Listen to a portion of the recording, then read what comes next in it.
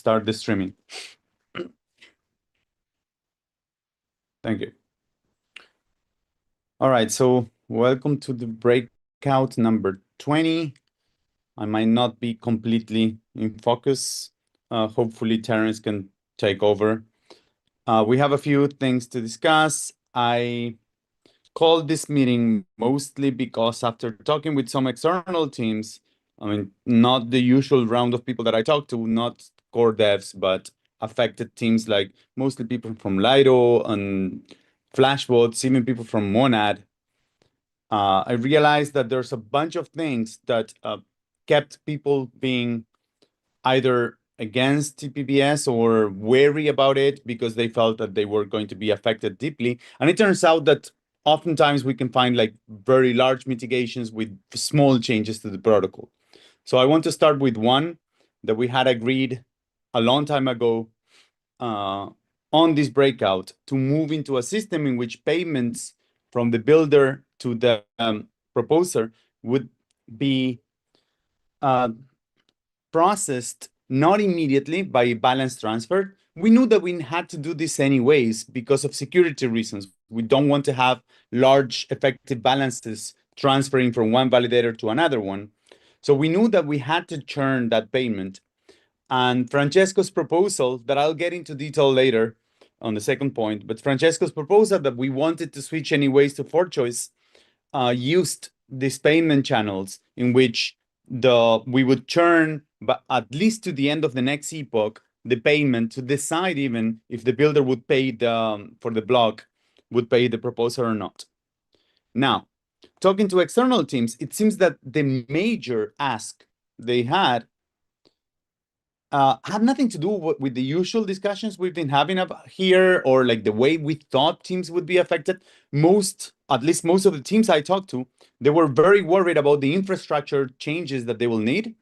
Most of them come around the fact that they need to monitor these payments. Even worse, it gets even worse when these payments need to be monitored on chain because it requires rewriting of contracts, auditing of contracts, and we're talking about like probably millions of dollars by the time that this EIP is implemented.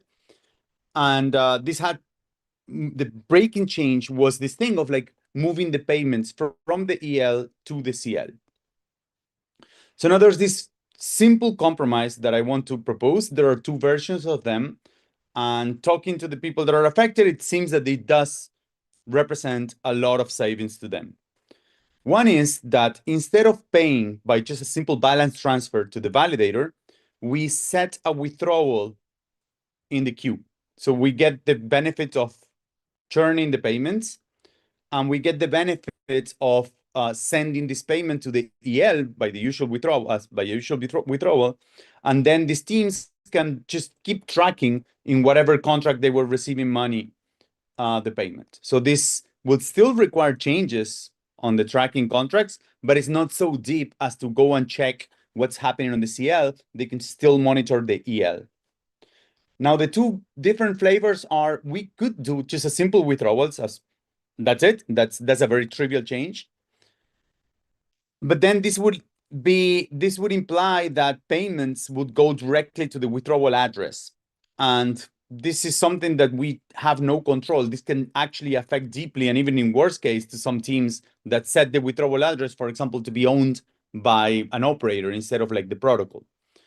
So the other option would be that we keep the same sort of registration as we do today with builders, where the validator sends a fee recipient to the builder. And then when we effect the payment, we add a withdrawal to a particular address instead of just to a random address, instead of just to the withdrawal address in the queue. And my proposal would be, unless you guys feel that this is going to be more complicated, this is definitely more complicated than just setting a withdrawal to the standard withdrawal address. But I feel like we already have the mechanics in place to set a fee recipient, and setting a withdrawal to a particular fee recipient does not seem to be complicated in any way. Yes, So Enrico. the recipient would just be part of the beacon block essentially that they sign when they select a bid. So when they select the bid, yeah, exactly. So the bid would come with a fee recipient. I think I'm not following exactly. So if you're saying a standard withdrawal, so the money goes to the withdrawal address associated to the account of the builder. So No, that, a withdrawal would go to the withdrawal address associated to the account of the proposer. and it, but the balance, affected balance will be the builder account. That's correct. So so this affects only But the we can CL? deduct immediately. So the way this works is that we deduct immediately the builder. So we deduct immediately the builder, and by the end of epoch transition, we set up we just set that money into a withdrawal that we put on the queue. And It's a second step. So right. it goes to the balance of the proposer on the CL, and then there will be a corresponding withdrawal. Well, we don't want to send it immediately to the balance of the CL, the same reason as before. We're just going to process this by the end of epoch transition. So we need an extra queue anyways, because we need to count attestations. I'm going to get that to that system, but this is the system that we discussed like many months ago. Yeah. We need to count attestations to decide whether or not the builder should be charged. If the block is actually weak, then we return the money to the builder. And if the block is not weak, then we actually enforce the payment and we send it to the proposer. The question is how. And now I'm just only discussing the latter part, which is where does this money get credited? Yeah, I but when you send it to the proposer, are you sending it in the CL or in the EL? Because you send it to the EL, you will go through some sort of engine API call, right? It's on the CL. So Okay, the builder still gets deducted on the CL. And Fede, you're asking about the delay. Yes, it's going to be delayed. It's not going to be immediately in the same block, but actually it has to be delayed anyways, because if you pay 32 ETH, we do not want to be removing 32 ETH immediately from one validator and accrediting another one. And also because now we have this process in place to allow the builder to not pay a block if the block was weak. So this kind of check we need to do anyways at epoch transition. So the basic process, if we go with the fee recipient method, is that a proposer selects a bid, they include the fee recipient in their beacon block, and then assuming the happy case, everything's canonical, what happens is basically an entry gets added to a queue on the beacon state for the amount of the bid and like the fee recipient maybe. And then during epoch transition, we process that queue and those transfers get taken from the builder's like balance. No, so the money, I think it's already taken from the builder. We probably want to refund the builder because otherwise the builder can be slashed. So then the queue, right, that makes sense. So they get deducted immediately, but put onto that queue. And so then the queue is just the raw balance and the address. And then during epoch transition, that queue basically becomes withdrawals. That's correct.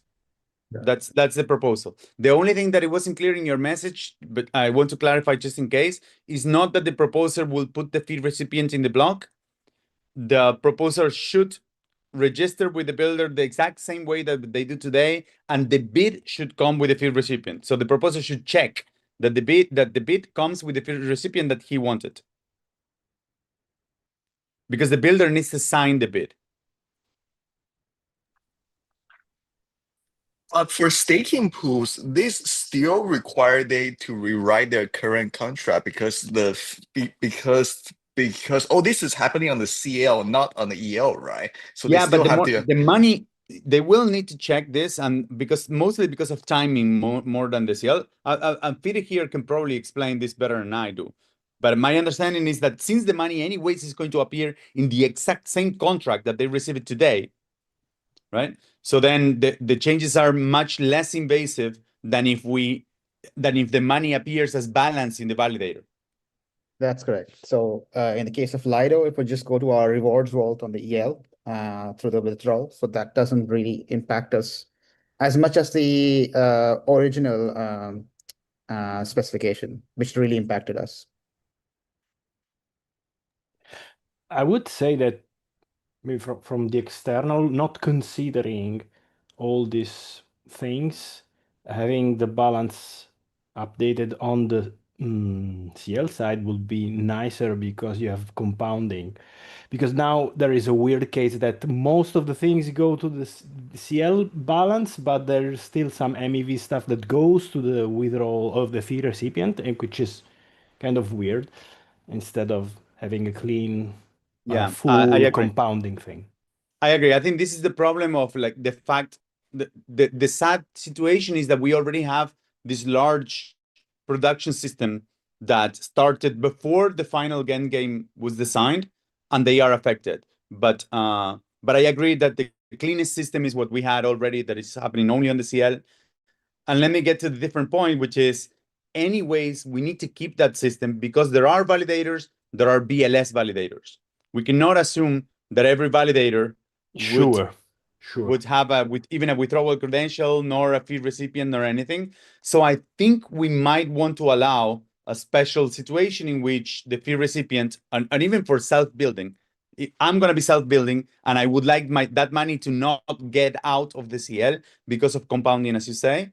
I think we should allow a fee recipient of something like 0 to mean just give it on the CL. But I don't know about this. We need to think about the design for those.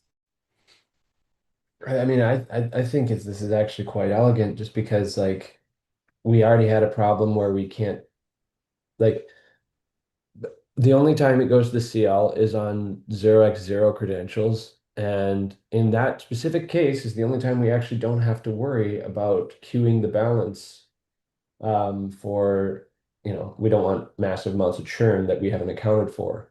And then the other thing is that by sending it to the EL, we also don't have to have a whole another mechanism for queuing the balance. So it kind of works out really quite nicely, because I would think that if it wasn't this way, basically the time between you proposing a block and actually having the funds in some way that you can either withdraw, like, it becomes much longer, and then we have to design extra queues, and they're like queues that are more complex. Basically, in this case, we don't have like queues that depend on the size or like how much stake is in the beacon chain or anything like that. It's just, it's just a simple queue. And I would think that even the accounting becomes quite simple, because essentially, you could have this queue that gets processed like every epoch, and then at every slot we just add one more withdrawal onto and the queue never grows, and it just gets processed. I mean, maybe the first epoch transition is a little complex. No, so actually, let me correct something that I said incorrectly. And this is an incorrect answer to Fiddy. In the unhappy case in which you propose a block, in which you're sending a block to a payload to a block that is weak, that it wasn't attested, or was there an equivocation, or things that are not in the normal scenario, then this withdrawal would be processed by the epoch transition. But in the happy case, the usual case in which the proposer submits its block timely, the builder submits its block timely, and the payload is included in chain immediately, then in that case, when you process the payload, you immediately can process the payment. So that the payment can be churned, can be put as a withdrawal immediately when you process the payload. Because it's canonical, you know that the block has enough attestations, that's fine. If you reorg that payload in a different place, then anyways, that whole withdrawal and everything will be reordered anyways. Right. So it still is in the queue, but we can already process it. Is that what you're saying? Yeah. So what we will just take it out immediately from the queue, and it will be processed immediately as a withdrawal. So it will go out of the queue of payments from the builder to the proposer, but it will get in the withdrawal queue. And we can probably put it just front running any withdrawal. So in every block, we're going to have an extra withdrawal that is just the withdrawal for for the payment of the PBS system. Also, we have to keep in mind that the blocks are increasing quite a bit. So if we increase the gas limit, as people are claiming, we might also want to increase the number of withdrawals from 16 to 32. That makes sense. Well, okay, so you're saying the only time that it gets on a queue for quite a while is when the builder's block did not become canonical, and then we have to figure out what happened. Okay. Exactly. When the builder's block is canonical, then immediately you can just process payment because you know it's there.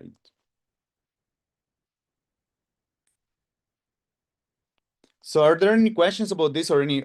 I want to hear from Stefan. You're the only guy that actually implemented this outside of us. I want to know if you feel that this is doable, if you think it's going to be a pain, if it's worth it. Yeah, it doesn't seem like too much of a complication, I think, from implementation point of view. Yeah, I mean, depends how the specs look. I'm not like, I can't visualize it right now exactly. But yeah, from the way I hear it, it doesn't sound too bad. All right. So I'll take this as a good sign. I also was envisioning that there wouldn't be much of an argument here. It seems like it's a hard request from a bunch of teams, and it doesn't seem too complicated from my side at least. Let me move on to the second point, which I think this one is much more complicated. And for this, which is also I own, let me share also the document that I posted out. How do I do this? Documents, what the hell? Screens. I don't want to share the entire screen. I want to share a window. I hate macOS. Okay, let me just share a screen. God damn it. Let's see if there's a window sharing. Nah. Okay, I'll just share a screen. Let me see, guys, if you can actually see the there's some key-based conversation that is actually I don't know if you guys can see this this document that I have now. Yeah, we can see it. Okay, fine, perfect. So let's see. I just want to go over this section that says problem description. So this is an issue about for choice, and I want to describe the trade-off. I want to do this as clearly as possible. And I'm not sure if we are going to get to agreement on to which, if we're going to go with one or another, but I wanted for us to be in the same page as to what are the complaints and what are the possibilities. We know that EF research, particularly Francesco, was not happy with the payload boosts. So he devised a different system that would minimally affect for choice. But the problem of that system is that it relies on something which I call signaling in this document, which we are not doing now. So let me describe what are these things. Okay. So let me see if I can move. How do I move this thing? Here. This is bothering my screen. Okay.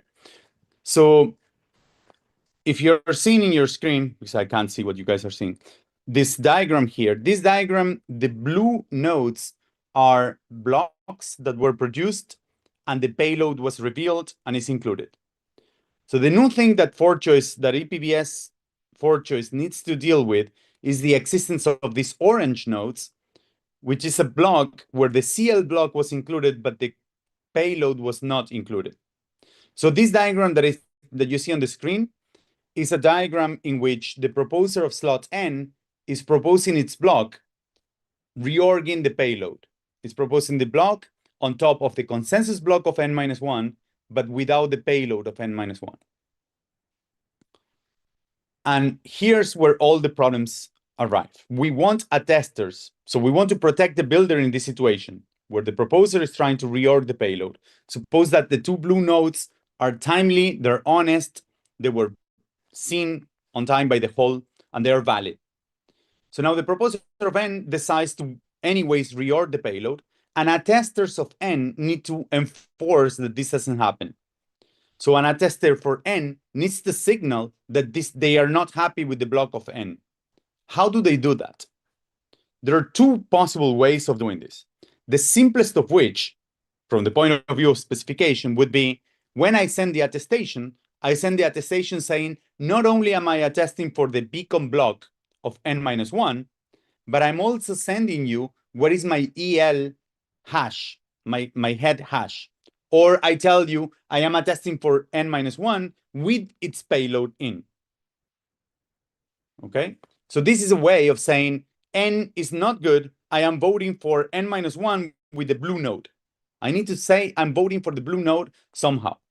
So either way we do this, we need to change the attestation. That's what I meant by an invasive change that will change the transition. And I'll describe what are the changes to transition in a second.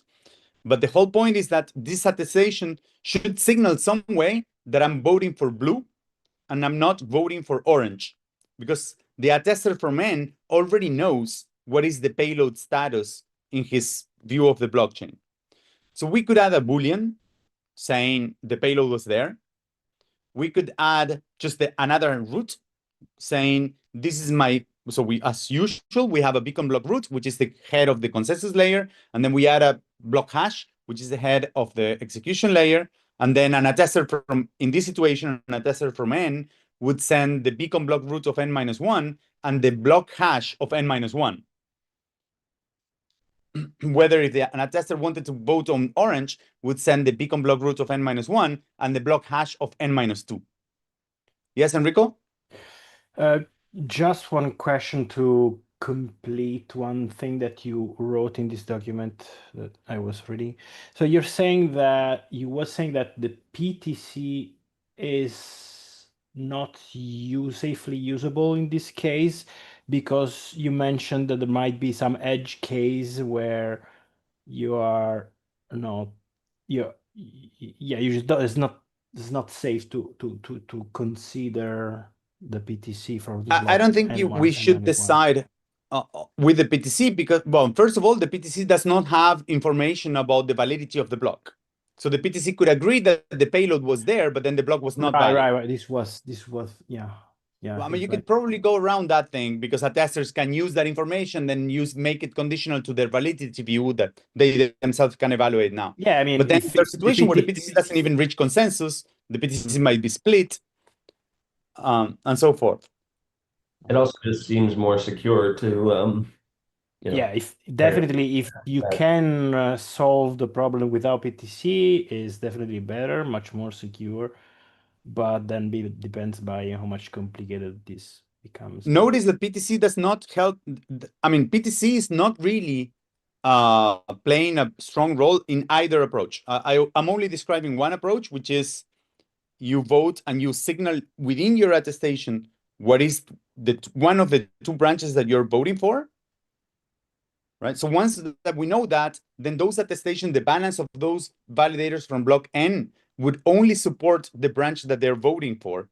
So if they voted for blue, then they only support nodes that descend from blue.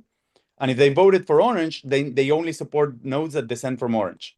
Or if they voted for N, they only support nodes that descend from N. But they're still using the PTC to decide what to vote for. I mean, so PTC allows them to know if, for example, the payload was available or not. So if the PTC reached consensus that the payload was not timely, that's information that they can use. If the PTC reached consensus that the block was timely, that's information they can use. Right. But the whole point is that if the PTC is telling them the block was actually timely and the proposer is trying to reorg it anyways, they should actually vote for n-1 blue. Right. Yeah. So I was just asking that before they make this vote, the PTC affects what their head is. Yes, correct. Okay. Yes. Now, here's the trade-off. So the trade-off of this, of course, is we need to change the attestation type. I was very afraid of this because I still have nightmares of 7549. But apparently, I don't know. Mark tells me that in Lighthouse, this doesn't seem to be so bad. The people from Prism told me, yes, this is a bad change, but we already have the mechanism in place because we switched the attestation type to an interface. So it might be that it's not so invasive as I thought it would be. Yeah, I mean, once we have a forked version of something where it's one way in one fork and one way in another, like changing it in another fork is much, much more trivial than having it had never changed across forks. So, I mean, that's certainly our case. And then I guess the other point is that I think we've had multiple like times where it's like it's just nice, you know, if we could change the attestation, boy, wouldn't that be nice? We could do this design to that design. So I feel like if we change the final remaining piece, we've already changed the attestation, we've already changed the index attestation. Now the only thing left is the attestation data, which we would have to change here. And if we did, we'd be prepared.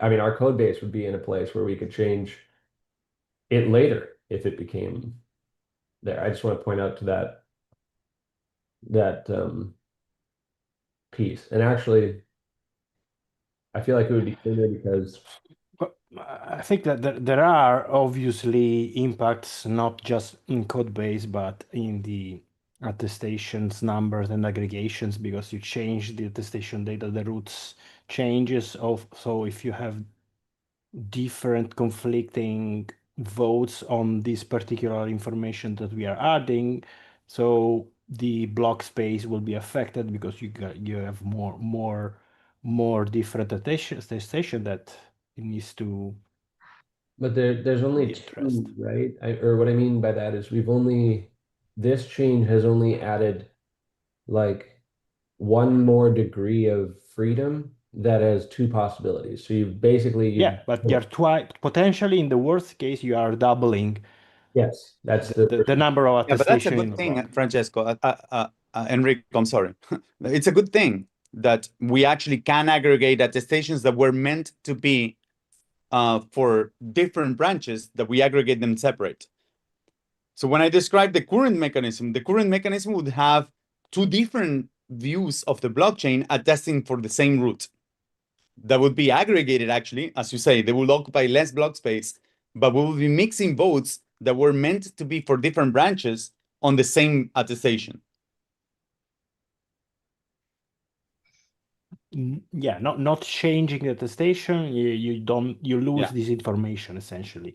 Yeah. So we are actually having on-chain the evidence of the votes of full and empty Yeah. blocks.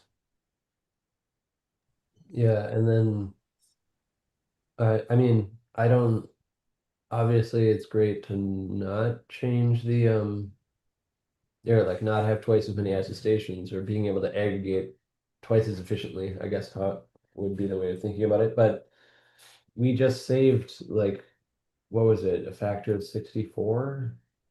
Like, in Electra, like I feel like a factor of 2. Yeah, I mean, we should have plenty of space for that. So besides the space, the place where this would affect, I mean, the major change, I think, is just the fact that the attestation itself changes. But then when I mention transition, it changes how we count votes, because if you get an attestation for, say, n-1, with or without the payload, both of them, you need to count them anyways in the exact same way for LMD Ghost. So this is an attestation for n-1, the block root, and it gets head timely or target timely or source timely in exactly the same way if it was for the payload or without the payload. So we need to count them for justification, for finalization, as if they were both an attestation for the block roots of n-1, and disregard whatever payload content is. So we need to deal with this. But besides that, I think that the changes on transition itself are just very minor. You need to change the reward, right? Because of now you need to make sure you vote the block root and block hash both correctly to apply the reward. We can discuss this, but I don't think we should. I think we Okay. just should consider, I mean, this is extra information. You just remove the payload hash or the payload content from the attestation, and now you treat the remaining attestation exactly the same way that you were treating it before. So I think that's the simplest change, which is disregarding for the blockchain part of the attestation, not the for choice part, but the blockchain part of the attestation. I think the simplest thing is just forget this extra information that you have and process the attestation exactly as you had it before.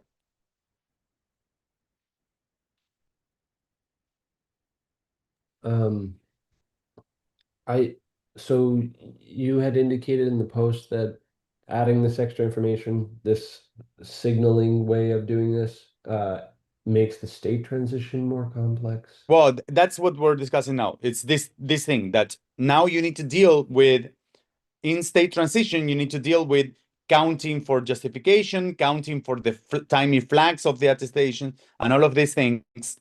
And I think the easiest way of changing that is remove this extra information and treat it exactly as it was a usual attestation.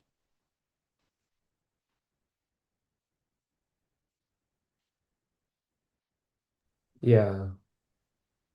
Yeah, I mean, that doesn't sound too bad. And honestly, like the biggest anxiety about 7732 has clearly been fork choice. And I mean, I feel that, I mean, this is the clearest, like this makes fork choice conceptually simpler and alleviates those anxieties. And I feel like sets us up. The trade-off is that it's a bigger lift in this fork, but that to me I just think we just do it. Like, you know, what do you want to trade? Like more work up front, or like more work in future forks when this isn't as clear, basically.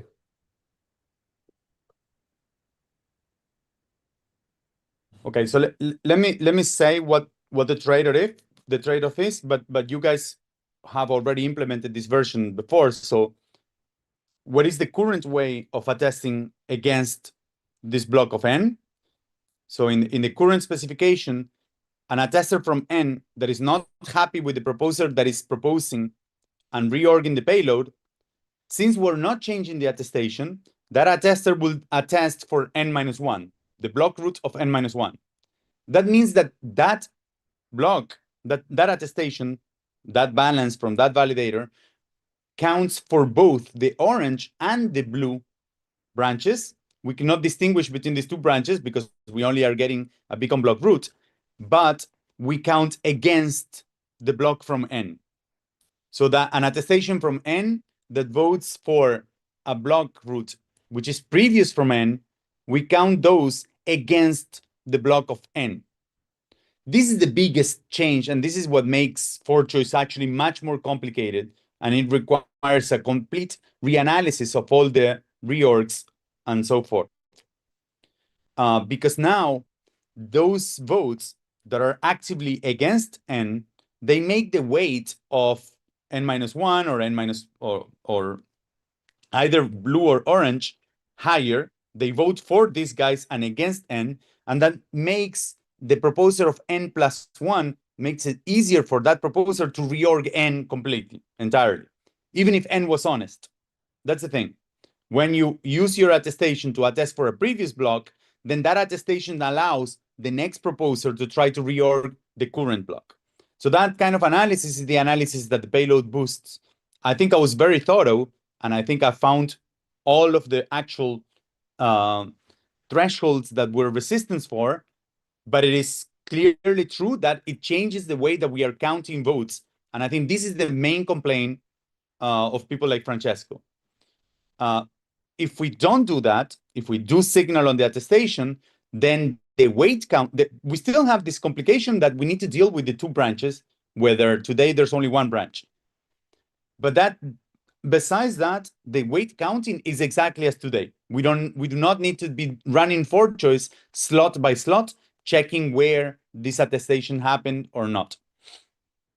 So that is the main trade-off, is we don't change the code base regarding attestation type at the cost of changing conceptually and how we run for choice to count the weights, or we don't change how we count the weights at all, We keep exactly what it is.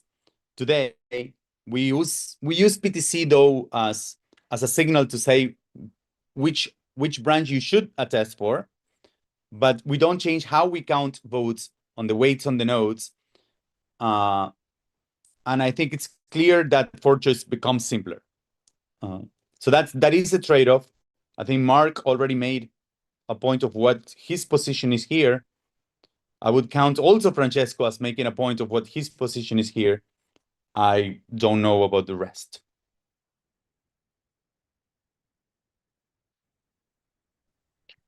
So in like I think Telegram conversation, you mentioned something about specifically wanting to do payload route versus bit for reasons of like faster lookups or something like that. Can you say more about that? Because to me, it's just not obvious. Like, why would we? I mean, it's not a big deal. Again, the space is like whatever. It's just 32 bytes, and it's not a big increase to attestation side. But it just wasn't obvious like why we would need the full hash yeah, or so route instead of a bit.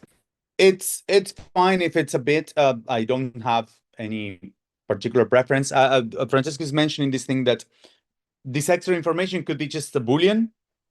The payload was or was not there. And when you get such an attestation, then you will get a block route. You will have to like look up the block route. Then suppose that the Boolean was set.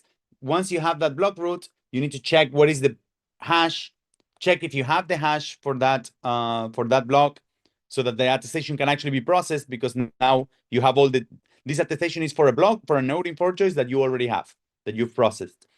If the attestation had both routes, then you can just just check the route. So you pick up from the block route. We already have maps in ForChoice that quickly give us a node by either sending a block route or a payload hash.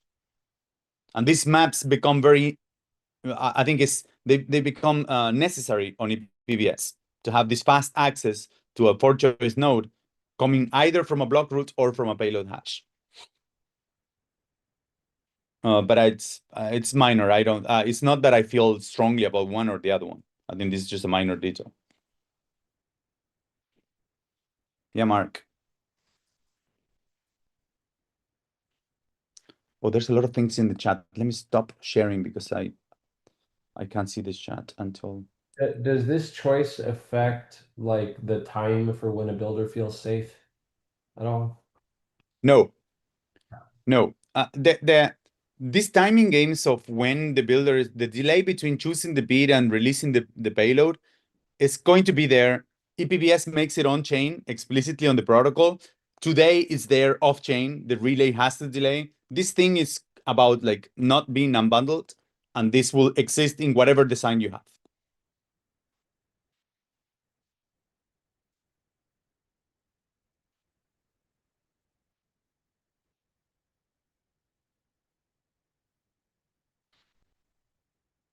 All right, so that is a status. I think everyone said so.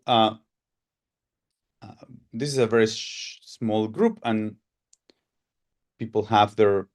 I don't feel I'm being biasing too much by running this way, but I do believe that if this is worth it, we should switch to the signaling approach. It makes our life easier. It is honestly simpler in ForChoice. I believe that the current ForChoice works and it's correct, and it's all of the reorgs, I've analyzed them in absolute detail. So I'm actually confident on the current ForChoice, but I do believe that it's true that ForChoice is much simpler. It is less of an invasive change conceptually to the protocol if we do switch to signaling on the attestation.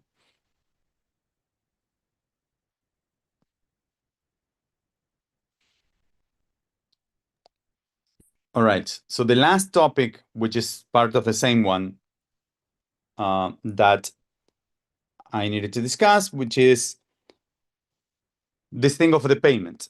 So today we do this. So we have proposer boost to give the proposer some safety that if the proposer is honest, its block is going to be canonical. We have reveal boost currently, which is exactly the same as just the PTC enforcement and then putting reveal boost to infinity in Francesco's approach. That means if the payload was timely, then you attest for the payload. You enforce that the payload is there. So that's called reveal boost in the current implementation. And that doesn't really change between the two. With the signaling approach, we get for free that we can put the reveal boost to be infinity without any problem. But then there's also the withholding boost. The withholding boost is about like the builder, when the builder needs to withhold its payload because the block was weak or because it felt like the payload would not be canonical, and it honestly felt like this, he could not submit the payload, and we wanted to give that right to the builder. So that's part of the safeties that we need to guarantee to the builder. The way the current mechanism works is by giving a boost to the previous block. Since we have this thing that attestations may count for previous blocks and that count against the current block, then we wanted to boost the previous block so that the next proposer can reorg it.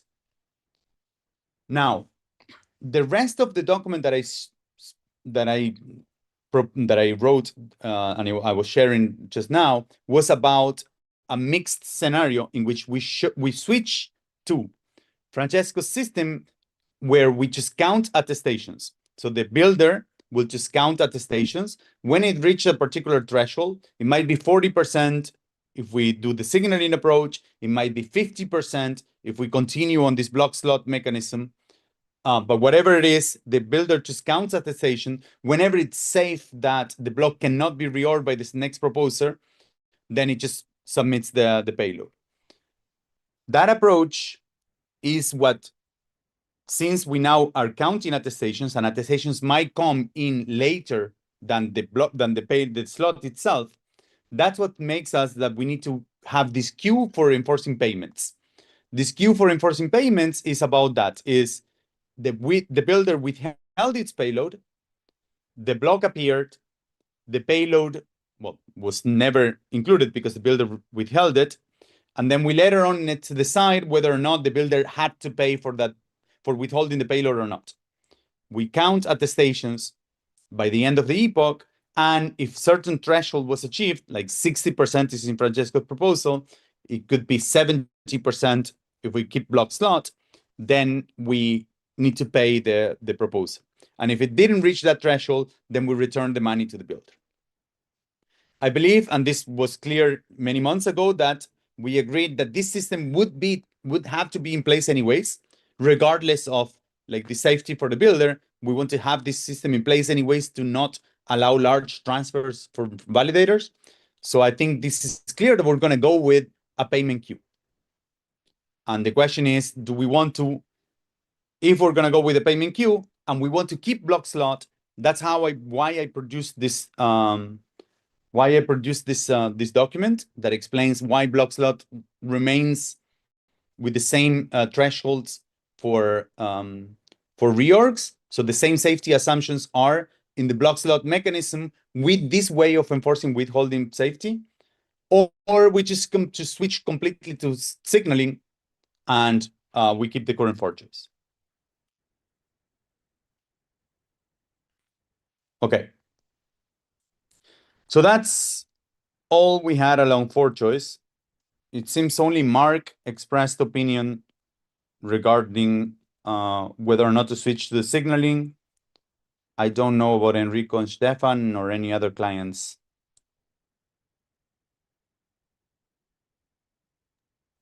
I think anything that simplifies fork choice is a better option. So yeah, I think for us, changing data stations also is, since we did it for lecture now, it's easier, I think. So yeah. All right. Definitely, it's a cleaner solution. But again, I'm not super sure that this change will be completely transparent from the downstream effects of the attestations, as I mentioned before. I will say that there is a nuance, like in Electra, we did not change the attestation data, but Yes. we would be changing the attestation data. But Yeah. the thing is that if you change the attestation data, the majority of the work it seems to me would be the attestation and the index attestation, and we have changed those. And so like I think like this would be a much bigger lift if we hadn't done Electra, at least for that, even though we're changing something we haven't changed before. But Electra like made it a lot easier. Yeah, we decided to maintain the committee index there, made it to 0 on purpose to simplify everything. So I mean, for cleanliness, I would think like we'll probably implement a type of the attestation data for Electra where that's like hard coded to 0 as its own type, because that's the way our stuff works. I mean, if we end up doing this, it's just like we would backport it. It would end up being the same, but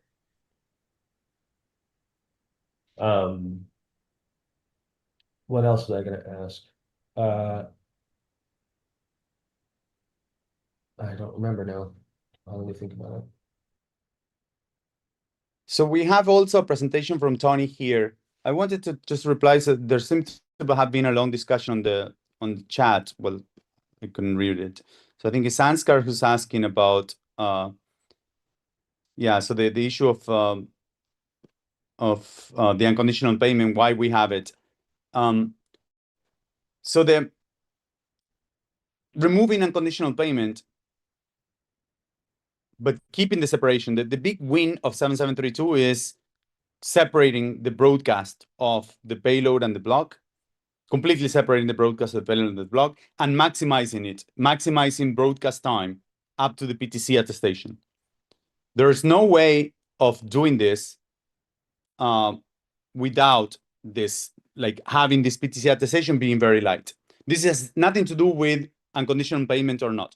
There are versions of ePBS without this unconditional payment, but they don't achieve this maximal broadcast mechanism. I think this is the main way. The adding or not the PTC is trivial. It's not a complication of the protocol. For choice gets complicated because of not because of PTC, but for choice gets complicated because of these extra trees that you need to now deal with blues and orange nodes. That is the complication of for choice and has nothing to do with the fact that the PTC exists. Yes, you have your hands up, Ansgar. You can just speak up. Yeah. I was basically so the position I'm in is that like I mean I wasn't super actively involved in this old data execution work over at the EF, but basically I came into Intop and I was also a bit confused about the differences between the proposals, and I've definitely come around, and I think ePBS has many elements that I like, and I'm still trying to figure out whether I like all of it or just some elements basically.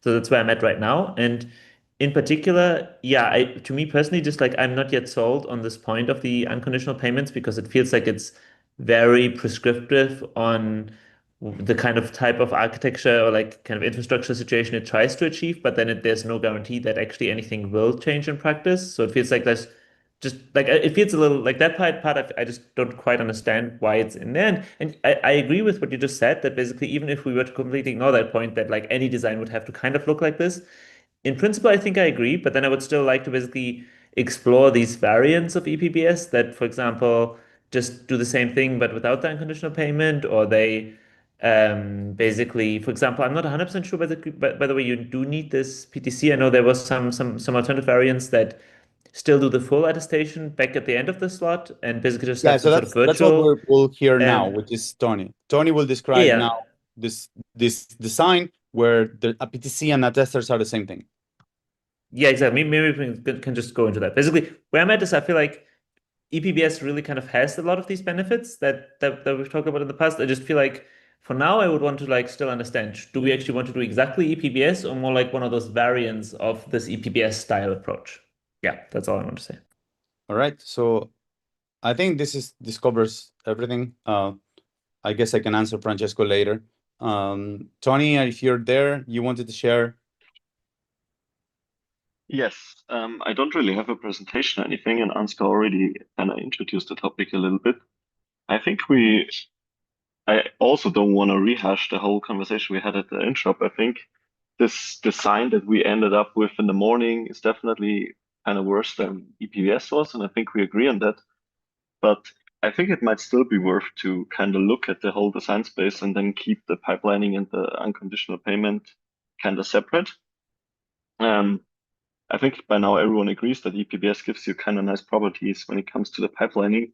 It just feels like some of the fork chest complexity also comes with the unconditional payment and the PTC. And it feels like there might be ways where we can still get rid of the unconditional payment and the PTC without actually sacrificing most of the nice things we get from ePBS. And thinking of the unconditional payments, my main concerns there are that we just stack up a lot of complexity coming from stake builders. The PTC is required. We need the PTC to have builder safety. Then we need the PTC to ensure that the next proposer knows that the payload he received is actually available, or that the blobs in that payload were actually all available. And yeah, so not trying to kind of open the box of Pandora here, but I think it might be worth to, make one step back and kind of think through a reasonable design that might get rid of a lot of the complexity from exactly those two things, the unconditional payment and the PTC, while still giving us all the nice pipelining designs, the pipelining benefits.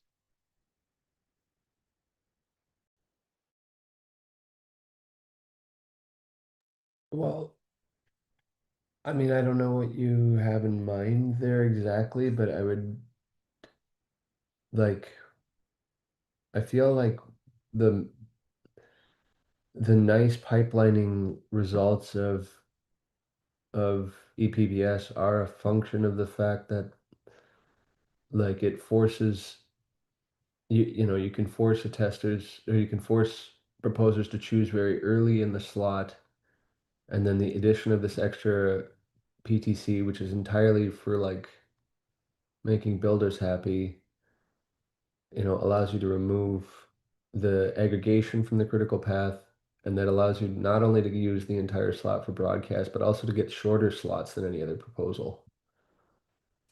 I don't know what it would look like where you could get the same, like almost the full slot for bandwidth utilization and be able to reduce the slot possibly basically down to the time for aggregation, and not have like builder safety.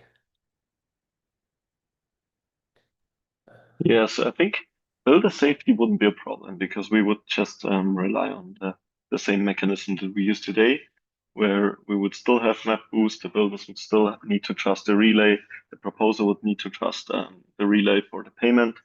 So what we could do, for example, is just having something like, it's basically the design we discussed with Jacek in the morning, if you remember, but just we would have, for example, some beacon observation deadline that is early in the slot so that the proposer has to commit to the payload, publish the beacon header, committing to the payload, attest to it late in the slot. So at the end, you would still need some aggregation here, but then we could already take the unconditional payment and the PTC out of the picture. I want to repeat that PTC is really a minor part. Taking the PTC out, whatever people keep saying here as if this was desirable, I don't really understand why. Nor I do understand why taking the unconditional payment while leaving the property that this is compatible with the current mechanism. I don't see why this is desirable, except if you gain something along the pipelining or along the complexity. Taking the PTC out does not make for choice less complex. It's true, you're gonna have you need to look at the PTC to decide whether or not you're gonna defend the payload or not. Honest validators should vote anyways for the payload, regardless. Regardless of PTC, you don't even need to listen to PTC for that. PTC does not make for choice at all simpler. PTC is not part of the complex part of 7732. The complex part of 7732 is the separation of the payload and the block, is the engineering part around the engine API, is the engineering about actually implementing this. The PTC is really a minor part of the implementation. And I wanted to point out that once we have fossil, like it can be combined with the inclusion list committee and fossil. So like we already kind of have that committee and giving it two functions. And then also just like if we were just designing Ethereum today, I don't think we would like look at it and be like, well, we can get rid of this committee we have if we replace it with this off-chain component of this like off-chain relay thing, and then think that that's like less complex. Like if we didn't already have relays, we wouldn't be thinking that having relays is less complex. At least that's basically how I look at it. Like I feel like you kind of look at the total system as the total complexity. Yeah, I can totally see your point there, and I would agree. I think we should maybe also do the same way, maybe with ePBS here, and think of the pipelining and the unconditional payment separately, because ePBS could still like live in a world where we don't have the unconditional payment. And not saying that the unconditional payment is a bad feature or anything. I think it's a nice feature, but I think it's separate, and maybe we should just separate it That's where out. we disagree. I think I want to make very, very clear this. Unconditional payment is not something that PTC is tied with. So forget Yes, I agree. about Yeah, unconditional payments. The way we get the good pipelining properties today of ePBS that people kept saying that is good is because this existence of these light attestations. So PTC today guarantees the best pipelining that we know today. This, I think, is what was broadly agreed, and that's why we discarded this option during interop, because the best pipelining, we get it because of PTC. Now, PTC also gives us unconditional payment, but it's on top of the fact that we already get the pipelining because of it. Removing PTC makes a trade-off, which is slight complexity less, very slight. The PTC is the trivial part of the implementation, and we lose the best part of broadcasting. So I want to be very clear about this. When people say they tie it with unconditional payment, this is not about removing or not unconditional payment. Removing PTC removes the pipelining benefits.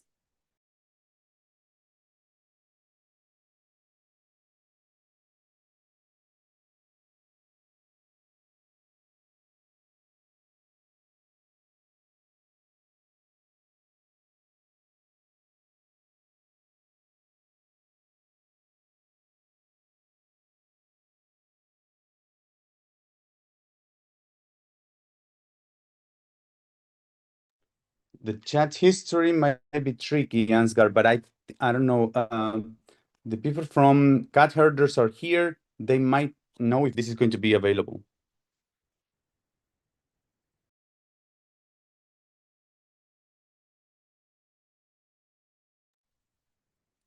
Yeah, so it seems that we are split along the same lines that we were at interop regarding removing the PTC and then changing the pipelining. I mean, well, Francesco had a point that if we were designing Ethereum today, we probably would also not want to have two rounds of voting or basically two committees, but like we still have fossil. I guess they wouldn't vote, I guess.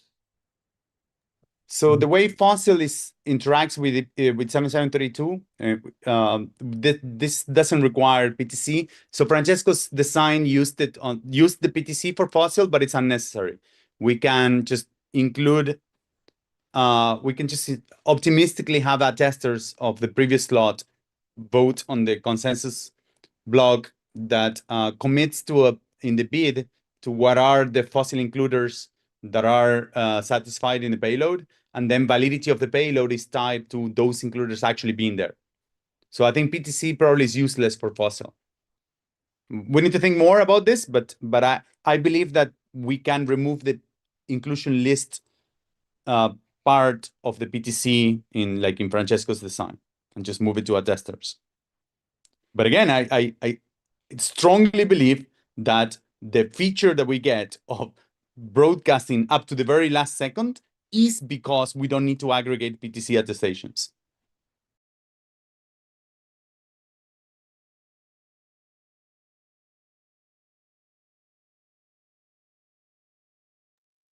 Yes. So would it then be a trade-off between, okay, we don't get the attestation aggregation out of the critical path and instead have like a few seconds reserved for attestation aggregation, but on the other side of the trade-off, we would get the PTC out of the picture together with Which the is not a, additional payment. that's the whole thing. I agree with you. That is the trade-off. We lose the seconds that we have for broadcasting in exchange for a trivial part of the implementation, which is the PTC.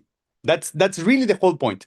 You keep exactly the same complexity of ePBS, which is 4-choice complexity. You keep all of the complexity of ePBS, and you lose the broadcasting in terms of a very little gain, which is removing the PTC, which at this point, it sounds to me that it's just purely out of, I don't know. I don't really know why.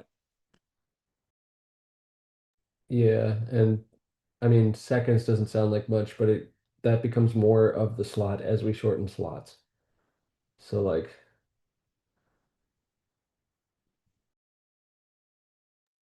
Yeah, I agree. I think we're all on the same page here now. It just feels I am still not super comfortable with this stacked up complexity with all the things that are then changing. Not saying that it's not worth it. It might be worth it, and the pipelining is definitely a feature we want. Yeah, I agree that okay, if we want to get even more scale by removing the attestation aggregation out of the critical path, then there might be no way around the PTC. Yeah, just not super comfortable with all the complexity.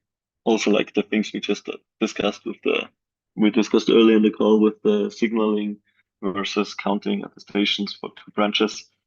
It's just all a lot of complexity that is kind of scary.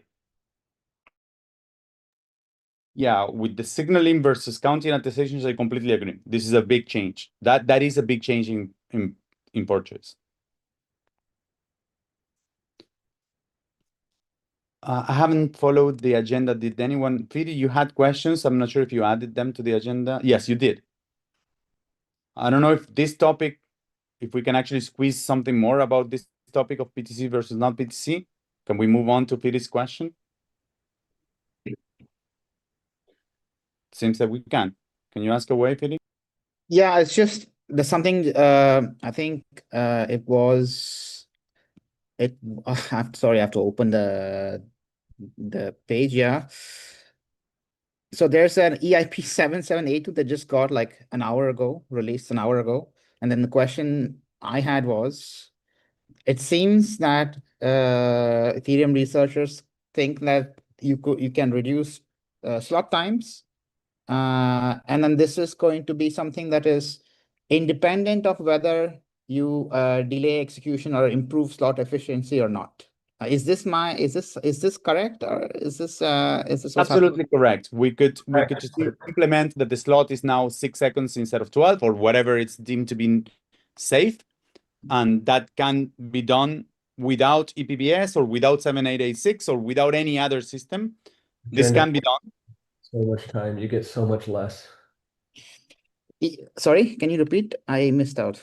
Like we only get 1/3 of the slot right now. I mean, we could just shorten the end of the slot and then get, I don't know, you get to like 50% maybe utilization for broadcast and execution. But if we do these changes and then shorten the slot, we leave, like, it's like if we shorten the slot first, we leave a ton of time on the table where we can't do broadcast or execution. If we do these restructuring first and then say in the next fork shorten slots, we can use, like, not only can we shorten slots more, but we can use more of the slot for the time critical things. I'm trying to grok it. So you said the right approach should be that we do slot optimization first and then shortening slots. Is that correct? Correct. Yeah. Because we can't do both in the same fork. That's too much complexity. No, but my understanding was that they think it's independent. It doesn't really matter what the order is. Oh no, the order does matter. Okay. So if we squeeze the slot to something that is incompatible with changing the pipeline, I mean, some pipelines are incompatible with certain size of the slot. And because you require these interactions, you require like to wait for this event to happen, like the inclusion list should be available at this time, the PTC should be at this other time. Whatever design you have might be incompatible with particular slot times. So some people believe, I am among those, that it's better to just first agree what is the slot structure and then reduce it. And then one way of agreeing would be we don't include ePBS, we don't include 7886, we don't include any of these pipeline PRs, but we just tweakle a little bit what are the deadlines that we have today on the slot. We make slot attesting longer or shorter. Actually, this EIP is kind of weird that it makes it shorter. But anyways, so typically the approach we would want without changing anything on the slot today would be to make the attestation deadline as much larger, as a larger part of the slot.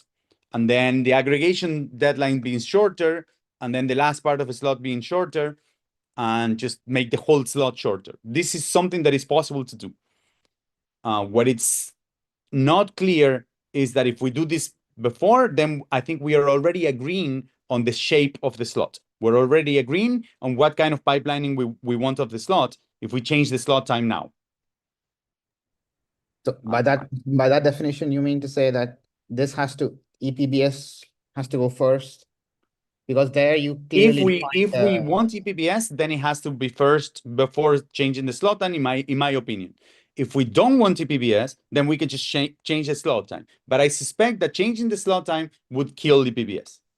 And would also kill 7886, I believe. Right. So then there is some clarification needed with the CIP because they seem to think that, well, verbatim, I will try to read out the sentence that confused me. It would be worthy thinking holistically about the slot in the context of proposals such as delayed execution or ePBS, but we stress that shortening slot times has independent benefits and may be realized independently. So I'm assuming I think the sentence is correct. I think the sentence is correct. I think Bernabé probably wrote that, and I'm not sure if it's here, but the sentence is correct. The idea is we want to include also in the discussion when we choose the shape of a slot. How does this look in a world in which the slot is also shorter, which we have been discussing.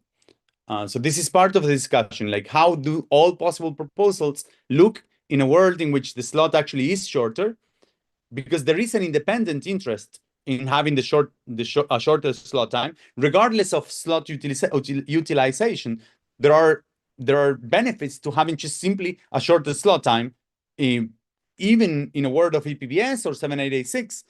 There's benefits that neither ePBS nor 7886 give you that shortened slot time do give you. So I think it's fair to say that we need to discuss this together. I can share my screen. I have a diagram just for this, like that I happen to be working on. So, like, can you guys see my screen moving? I don't know. Can you guys hear me? Yeah, can hear you, can see you. Good. Okay, so like, if we shorten slots, either we shorten slots or we push the attestation deadline, we end up with this picture here. Like it's just, we've either pushed A forward so that like we can make the slot just longer than the time it takes to get enough aggregates, or we chop off the end of the slot and we keep A in the same place. That's the same picture of a slot, right? So like if we shorten slots today, it'll look something like this. If we do just ePBS, we get this nice picture, which is what we've been talking about. And if we do ePBS first and then shorten slots, we can push the PTC all the way back to sometime around aggregation and we can get this picture.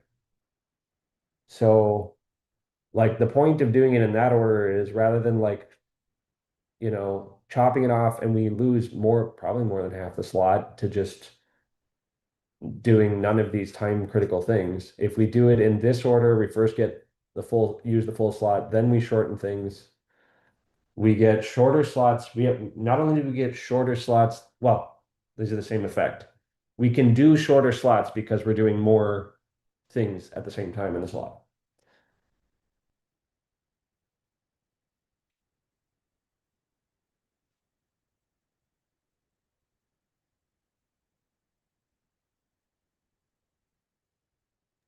So Tony, no, I think it might kill it forever. Like there are timings that might not be compatible, or we're gonna, if we decide later on to go with ePBS after shortening the slot time without changing the structure, then we might need to enlarge the slot time again. Who knows?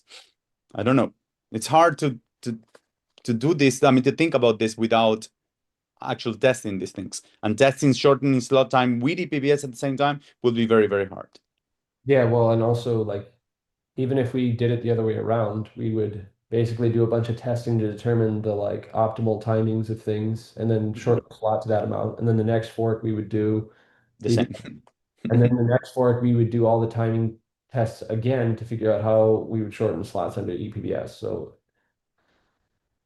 it's just Yeah, I think this is one of the things that I think was a no-brainer that everyone agreed. We need to decide first what is the shape of slot, and if we just include the EIP to the in Amsterdam, it means that we've already made a decision on what is the shape of a slot, which is keep it as it is today, which is fine. It's a viable option, but it is a decision. Is the problem here just that we have 2 rounds of voting and the latency that comes with that? I don't know. So there are some parts of the slots that are variable and some parts of the slots that have a lower bound.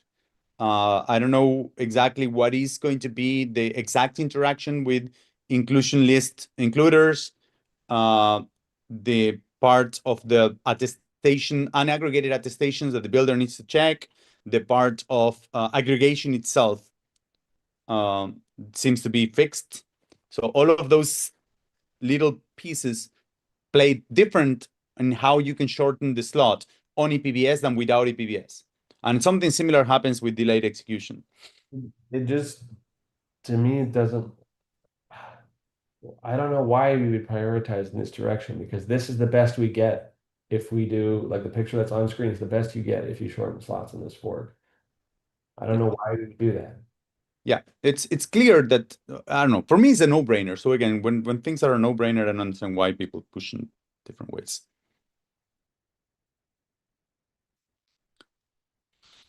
All right, so I think that was the last of the agenda. We're almost out of time. Could you share the document, Mark? Or did you post it already somewhere? It's been like a draft, but I can share it with you. I could use some more. It'd be great if we can add it to the notes, Mark. Okay. To the meeting notes that Terrence is going to post. Okay. Yeah, and I would welcome feedback because I'm still like drafting it, but yeah. All right. So before we leave, I just want to have actual working points. It seems to me, so one of the things that kept me from working on the consensus spec was the fact that there was a big opposition from EF research and clients didn't care at all. Now it seems to me, I'm getting some vibes that CL clients at least are completely aligned. Even EL clients, the only client that actually was against was Reth, and now I've gotten from them that they don't care, that it seems that they get what they wanted from ePBS as well. So I am feeling that clients are getting aligned on ePBS, so I can work again on the consensus block, on the consensus spec. I don't mind spending time on it. So I would like to get it up to date. So what I want from clients is to signal on the channel on Discord after you've discussed whether or not you support moving to the signaling approach for fork choice. And if we do this, whether or not you would rather see a Boolean on the attestation or a hash on the attestation. Right? So the Boolean meaning I am voting for this block with a payload, or I am voting with the block without a payload, or the hash, meaning I am voting for this block with this hash as head. When do we need to make that decision by? I mean, the earlier you do, the earlier I start working on this. I think Francesco is also working right now on this. So I might actually use the fact that Francesco might make my life easier. But anyways, I'd rather do it myself as well, just to see how it works. Just trying to get DevNet 2 out by Monday, but then Yeah, it's definitely not urgent. We're talking about Glamsterdam, and I'm definitely not working this weekend. I can barely hold it. I'm still in bed.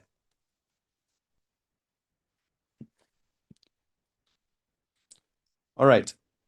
Are there more questions or comments? There were people that had a discussion about the auction dynamics and things like this. I'm not really sure that we are even the right people to talk about. Yeah, Lynn? Oh, hi. Can you hear me? Yes. Yeah, I just wanted to clarify one thing that you just mentioned. You said that with shorter block times and the ePBS, there's a potential that they might like conflict with you. Is my understanding correctly that ePBS, with this pipelining, you get really, really good properties to increase throughput, but at the same time, you have potential that you will give lower bound to the latency decrease that you can give, or like the block time decrease that you can give. Yeah, so I wrote something in which you would get more or less the same. I mean, that was just wild speculation on my part of what I thought would be the minimum possible safe slot times. And I was getting slightly larger slot time with ePBS than with solutions like 7886, for example. For the total slot, however, the critical part, which is broadcasting of data, was larger still on ePBS.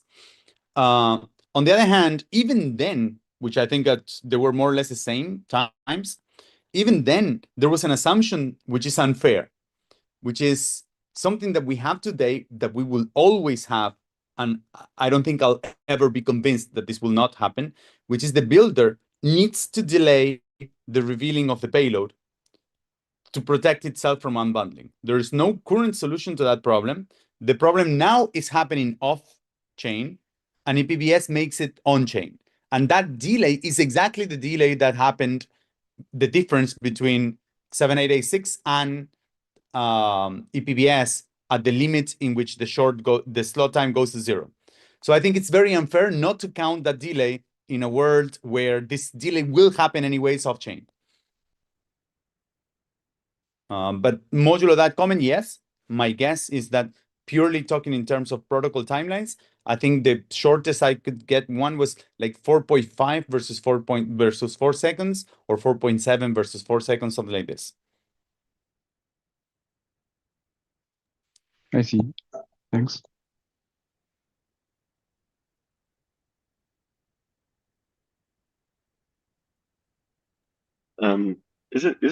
Would you agree, POTUS? Is it kind of fair to say that 7732 would give us less time because we just have the 2 rounds of voting and this comes with some latency, and 7886 would be like less time because we still have the aggregation. It wasn't, so the voting part wasn't is not additive to the slot, so it was completely absorbed in the aggregation plus execution time.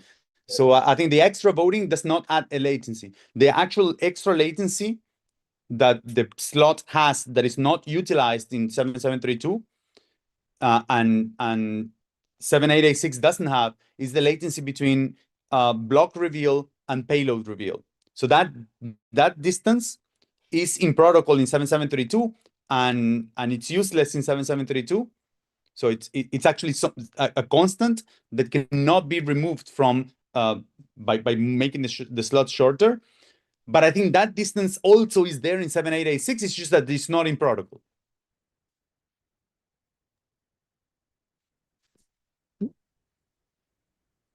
But even if it's not in protocol, if it's not in protocol, I assume that it can be shorter.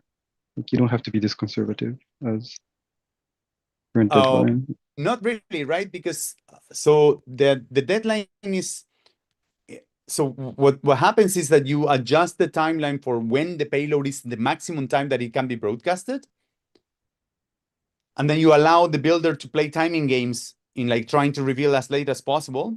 But there is no hard deadline to when the builder needs to reveal. The builder can reveal as soon as he knows that the payload is safe.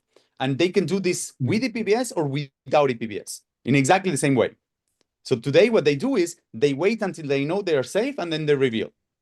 And then they do this the tightest possible. In ePBS, the same game has to be played. It's just that now the protocol allows them that time. I see. They're saying that even with ePBS, actually, builder doesn't have to delay until the PTC deadlines. You can It release doesn't earlier. have to, but that is really a fear, and I think it's a real concern of ePBS. Is do we know what sort of timing games builders can play with PTC or not? And I think this is a real concern. And if we decide to go with ePBS, I am already talking to base rollups like Tycho or like trying to talk with pre-confirmation teams. We need to understand exactly what are the timelines for PTC. These are going to be changing with gas limits because we don't want to be played by builders playing timing games during that time of the slot. I agree that this is the danger. Yeah, I guess like the question is are there incentives for the builder to have monopoly knowledge around the block for a longer time, even if they can't change it? Yes, I agree. And I think this is a good question. When I talk to builders, they told me this is irrelevant, but then again, they are the builders. I haven't talked to a single pre-conf gateway. So what I talked is to pre-conf teams, and they told me that ePBS as it is, they are supportive of it, and that they believe it's completely compatible with base pre-config. Yeah, I guess, but like if L1 pre-confirmations actually are used, which I'm kind of skeptical of, but if it is used, then there is incentive for the gateway who has providing pre-confirmation to delay the release of the block, because if they're the only one who have the knowledge of the block, they're the only one who can provide pre-confirmations, which means that they're the only winner, and they can keep on winning. Yes. Well, they always. They can't provide pre-confirmations for the next block unless they are like in some way registered for that. Well, okay, never mind. I guess. Yeah, but the monopoly creates them that they are going to be winning separate from the gateway, basically, is what you're considering, right? Yes. Data always. Yeah, I would just emphasize that at a 12-second slot, there's no advantage for builders. But if we start to push the slot very, very short, then that sort of becomes a concern of ours. Yes, I completely agree. This is what builders actually told me, that given the current timelines, it's irrelevant and you can do whatever you want. But it's true that if we squeeze this to the maximum, then this will become a problem. My hope is that we can squeeze it to a situation in which we force the builder to reveal immediately because the PTC deadline is very tight. So that's my thinking, but we're gonna have to get it correct. Just a question on this, because it's milliseconds, right? That's what the builders need really to get the previous state and then calculate the next. That's what they need for building the block to simulate the block. But the issue here is how much time do they need for broadcasting? Because you're broadcasting blobs and block, and let's say that you need only 1 second to broadcast everywhere and be safe that the block will be there. Then you can broadcast 1 second before the PTC. And now if the PTC is at 10 seconds into the slot and attestation deadline was 2 seconds into the slot, you now have 8 seconds to keep that block hidden from the rate, 7 seconds to keep that block hidden from the rest of the world, and you just keep it yourself. And you have a monopoly on that information. So if we really want to schedule the PTC as close as possible so that we can squeeze out the builder from playing these games.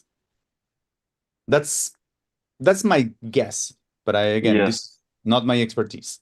The ceiling is I, PTC time, this how much you squeeze the PTC at your station. That's the ceiling basically, right? Or Yes, yeah, that's the ceiling for broadcasting. And then broadcasting plus execution is determined by the size of the slot. right. And So we want to squeeze the slot as much as possible. let's say that the builder has a monopoly, but the monopoly is transient, right? It shouldn't be like permanent monopoly. Over time, it sort of goes to zero, right? Because MEV opportunities are not permanently there. They This is just pre-conf. The monopoly, I think, is more dangerous with pre-confirmations.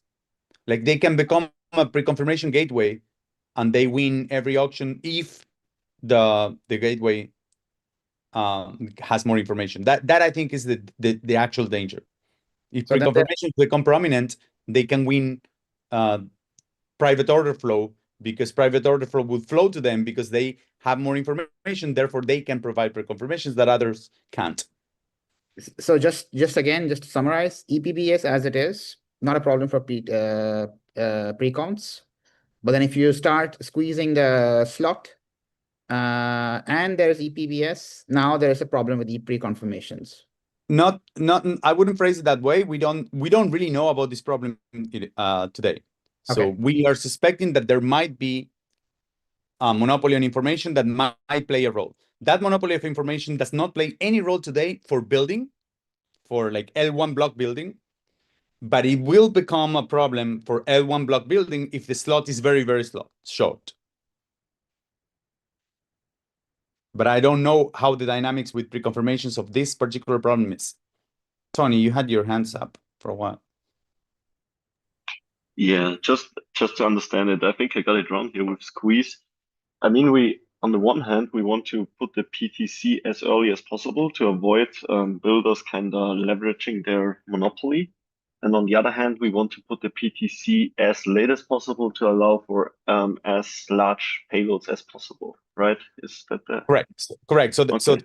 what we want to do is to make the gas. I will phrase it in a different way. What we want to do is to make the gas limit and the blob count as large as possible, so as the PTC to be at the end of the slot. And then we achieve that the PTC is as close as possible, as early as possible, and as late as possible at the same time. Yeah, it's really a question of how much you stuff in the block, which is actually also a question of how large the slot is. That's the other dial you can. Exactly. We have these two numbers, which is slot size and PTC place within the slot. And we need to play with these two numbers so that all of the slot is used for broadcasting plus execution.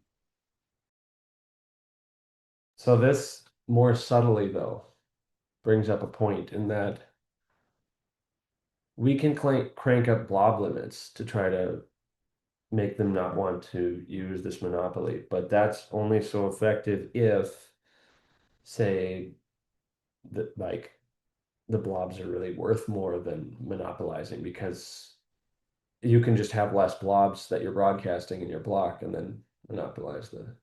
Yeah, this is really something that requires its own research, and it's going to depend on whether or not pre-confirmations are mainly on L2 or on L1.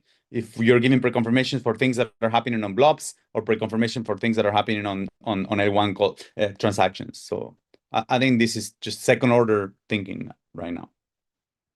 Oh, I didn't see Connor here. I did get a complaint from Connor, which I haven't seen here. Well, I'll send you guys to read. So one of the complaints is a very well-known problem, which is the free option problem. Julian raised it, and I think Max Resnick had raised it before, which is on ePBS, the builder might not reveal. It has an option not to reveal the payload if it's profitable not to reveal the payload. The builder has that option today as well, but today the relay enforces somehow because of reputation. So that's the argument. So that is a complaint. It's known. The people that know about this are not here, so probably not. At least I wanted to mention it because it is one of the complaints that I've gotten in this last few days. All right. We are really out of time. So let's cut this short. Well, cut this long. My working, I'll start working on this as soon as I get some feedback from client teams on what are your preferences with regards to port choice. Take your time and make a decision. All right, guys? Going on once, going on twice. Going now then. Thank you very much for coming. Thank you very much. Thanks, guys.